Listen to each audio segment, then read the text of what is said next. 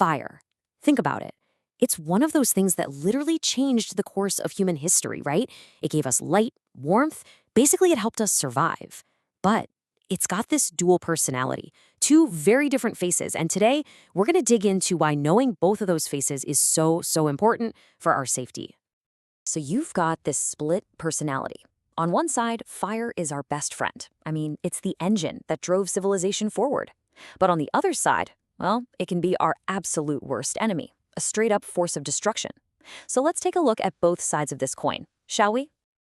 All right, first up, let's talk about the good stuff, the gifts of fire. I mean, why was this discovery such a game changer for us for literally thousands of years? Let's break down all the amazing things it does for us. Okay, so it all starts with the real basics, right? Heat and light. This alone let us move into and survive in totally new places. Then there's cooking our food, which, makes it safer to eat and way more nutritious. Fast forward to today, and it's literally powering our world by generating electricity. And get this, out in nature, fire isn't always the bad guy. It actually helps make soil more fertile.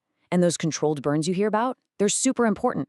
They clear out all the dry stuff on the ground so you don't get those massive, out-of-control wildfires down the line. But what happens when we lose control? Well, that's when the story flips. Our best friend suddenly becomes this terrifying monster. The exact same power that helped us build everything can tear it all down in an instant. And it's kind of creepy, actually, how it's a perfect, chilling mirror image of all the good things. Instead of warmth, it burns our homes to the ground. It's a direct threat to our lives, not just from burns, but from smoke inhalation. And that's something we really need to talk about. Smoke can actually be more dangerous than the flames themselves, because it's this toxic soup of hot gases and particles, stuff like carbon monoxide, that can knock you out in just minutes. And beyond us, it just obliterates entire ecosystems and spews tons of pollution into the air. You see, this all leads to one really crucial point. We have amazing, brave firefighters, no doubt about it. But the best way to fight a fire? It's to stop it from ever starting. Seriously, knowledge and just a little bit of prevention, those are our best weapons, our strongest shields.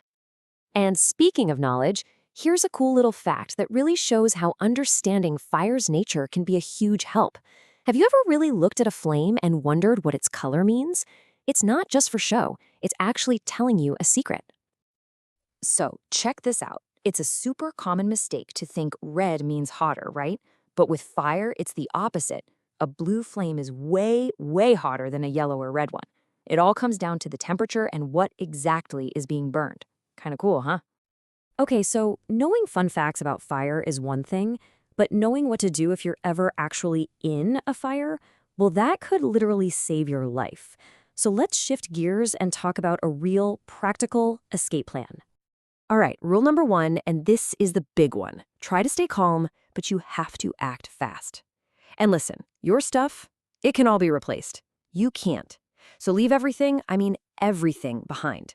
Now remember what we said about smoke. It rises, so you need to get low and go. Crawl under it, stay below all those toxic fumes. If you can, grab a cloth, a wet one is even better, and cover your mouth and nose. Head for the closest exit, and if you see a fire alarm on your way, pull it. Let everyone know what's happening. And this next part is absolutely non-negotiable. Once you're out, you stay out. I'm serious. Don't even think about going back in for anything or anyone. Your job is done. Once you are safe and away from the building, then you call for help. Okay, let's run through a few more really essential safety tips.